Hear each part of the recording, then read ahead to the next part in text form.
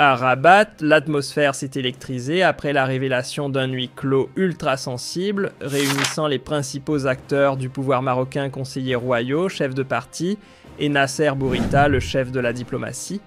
Ce rassemblement, tenu dans une discrétion quasi militaire, s'est avéré tout sauf anodin. D'après les révélations qui ont fuité le cœur des discussions, touchait des nerfs à vif l'avenir du Sahara occidental, et la posture du royaume face à une communauté internationale de moins en moins indulgente.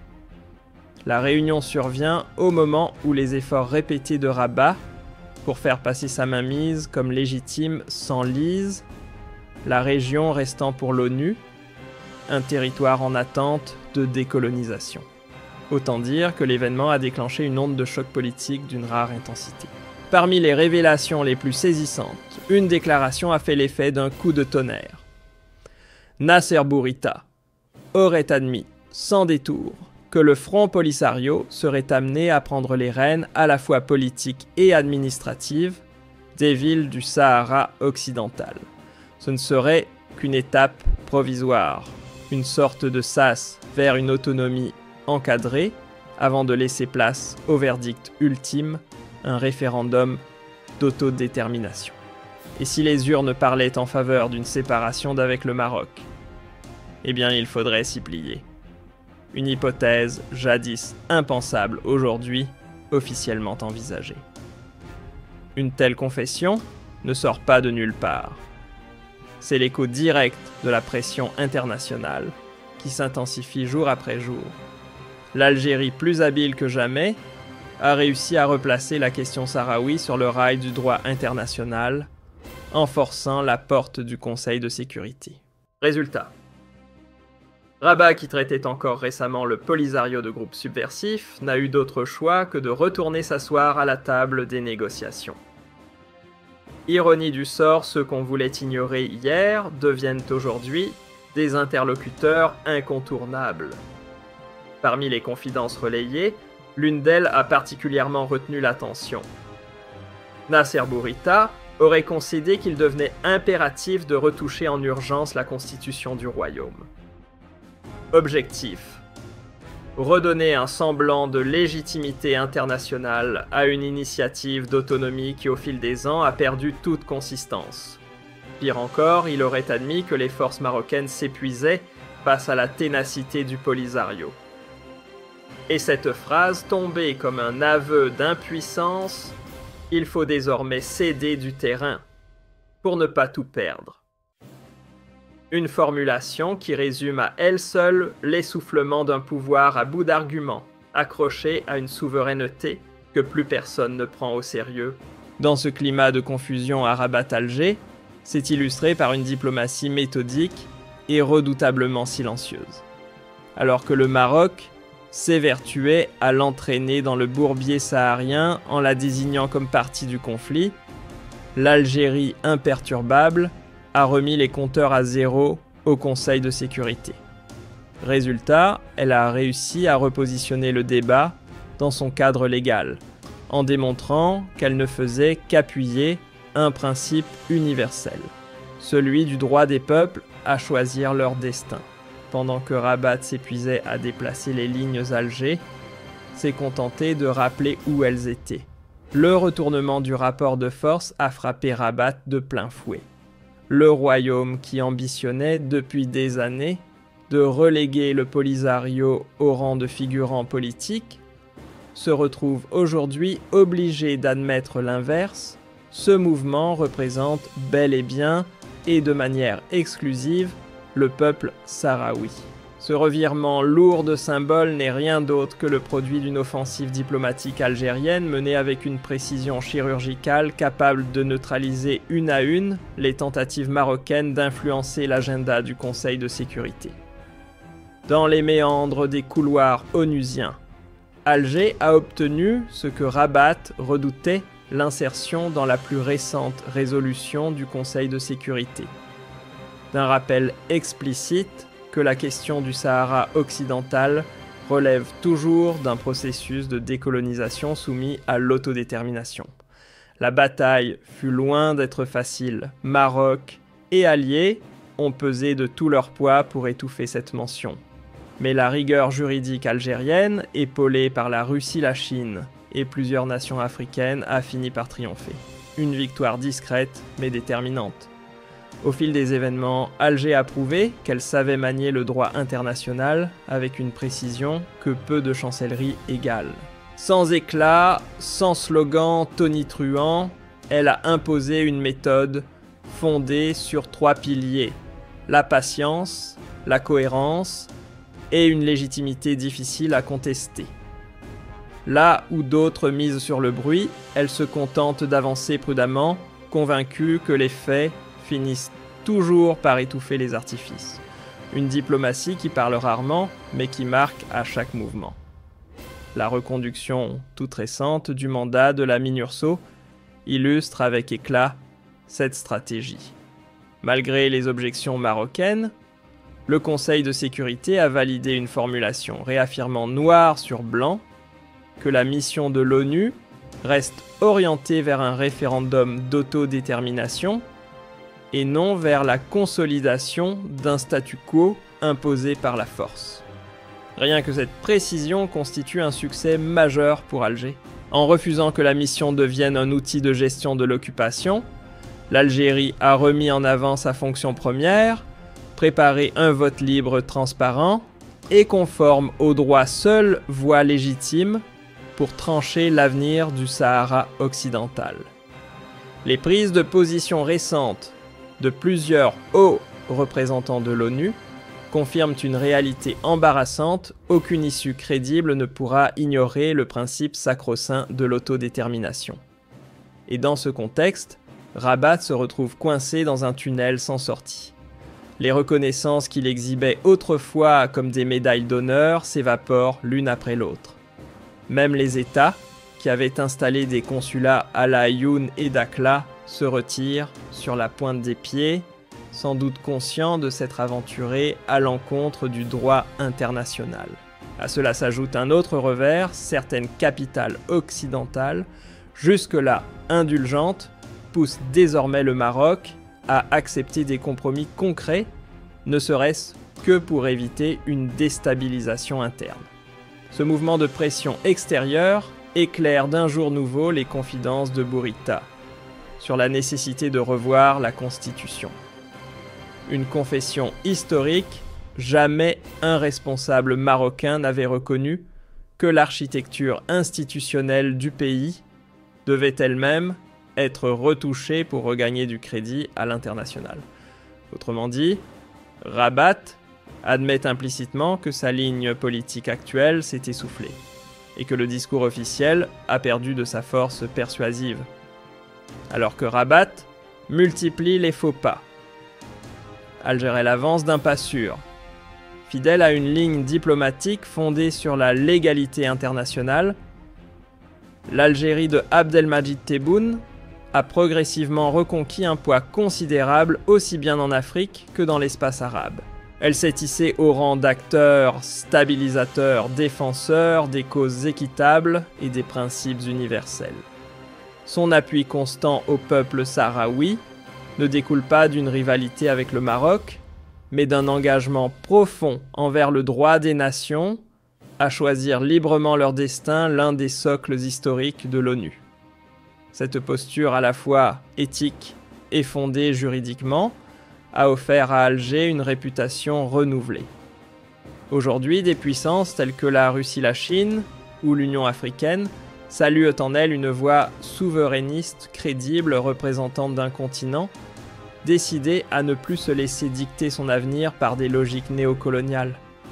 Dans le paysage continental, le Maroc voit progressivement se réduire l'espace d'influence qu'il croyait maîtriser au sein de l'Union africaine.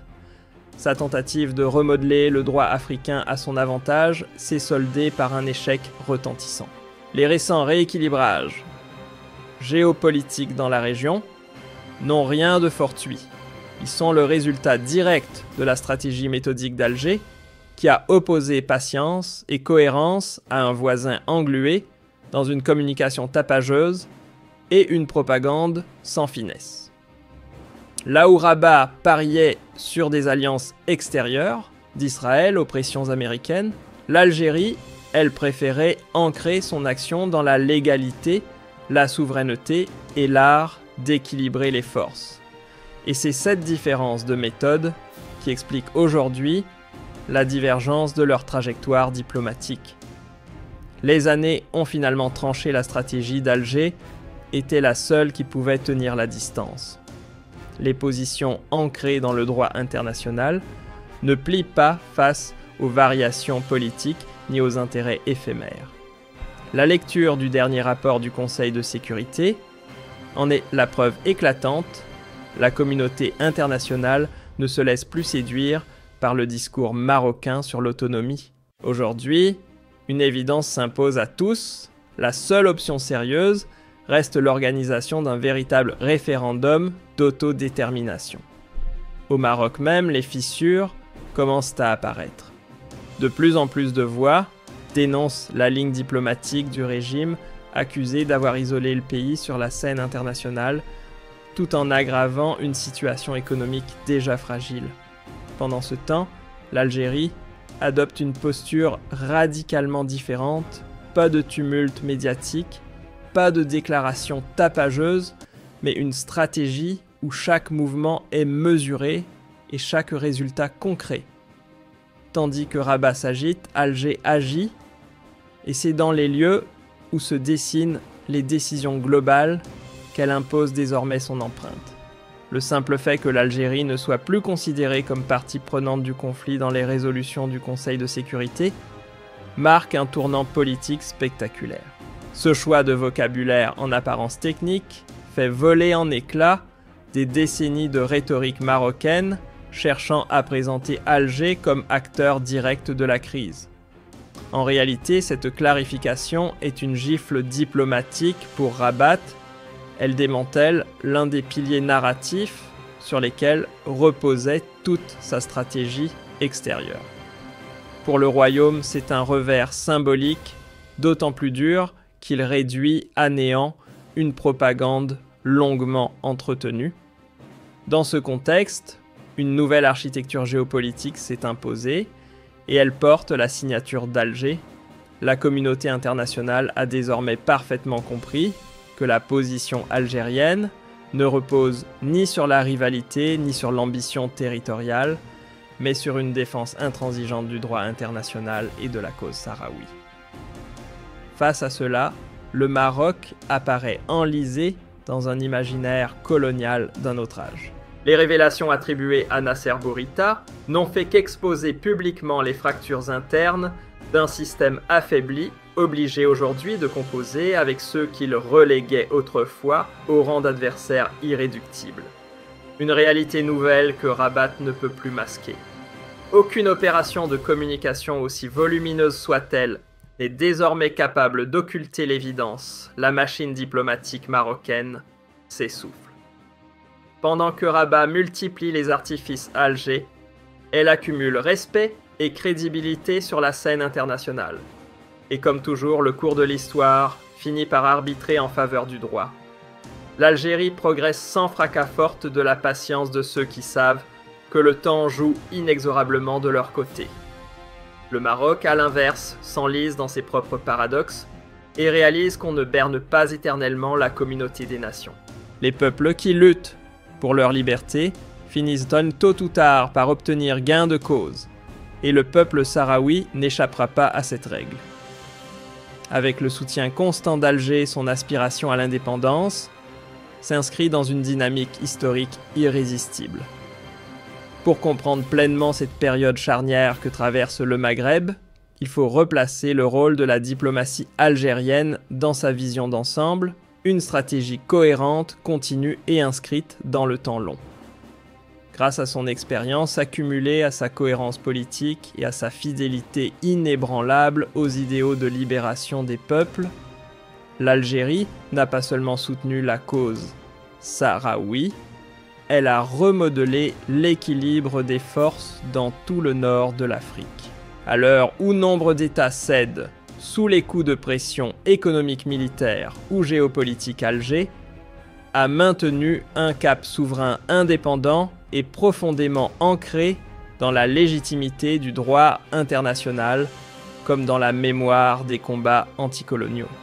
Là où d'autres se plient, elle reste debout.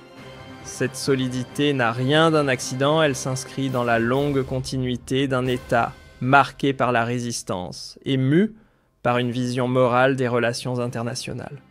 Pour l'Algérie, la liberté des peuples n'est ni un slogan ni un instrument stratégique, c'est une exigence éthique. Ce principe assumé a attiré à ses côtés un large soutien, que ce soit au sein du mouvement des non-alignés de l'Union africaine ou même dans les enceintes onusiennes, où la voix algérienne retentit désormais comme celle de la justice opposée à toute forme d'arbitraire. À mesure que les mois passent, le Maroc glisse peu à peu vers une solitude diplomatique évidente. Sa stratégie consistant à acheter des soutiens ou à fabriquer de l'influence par des leviers économiques et médiatiques montre désormais ses limites. Les mirages, nés de la normalisation avec Israël et des promesses venues de Washington, s'évaporent les uns après les autres. Même les capitales qui hier encore reprenaient sans hésiter les ambitions expansionnistes de Rabat, adoptent aujourd'hui une prudence visible. Elles réalisent que la question du Sahara occidental est un baril de poudre susceptible de déstabiliser durablement toute la région.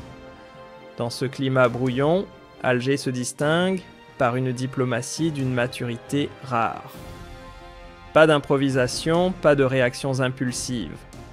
L'Algérie s'en tient à une ligne claire, rigoureuse, enracinée dans le droit international et dans une stratégie patiemment construite. Chaque prise de parole y est mesurée, chaque geste calculé pour s'inscrire dans une vision globale cohérente.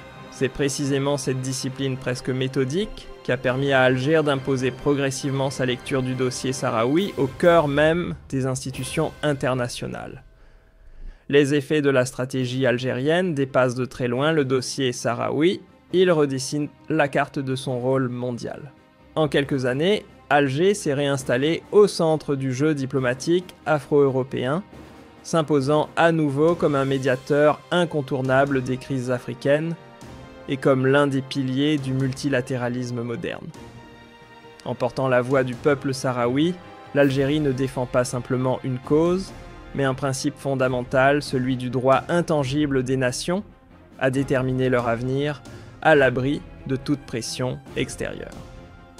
Sur le terrain, cette dynamique prend une forme très concrète, l'appui en faveur du droit sahraoui à l'autodétermination s'élargit de manière visible.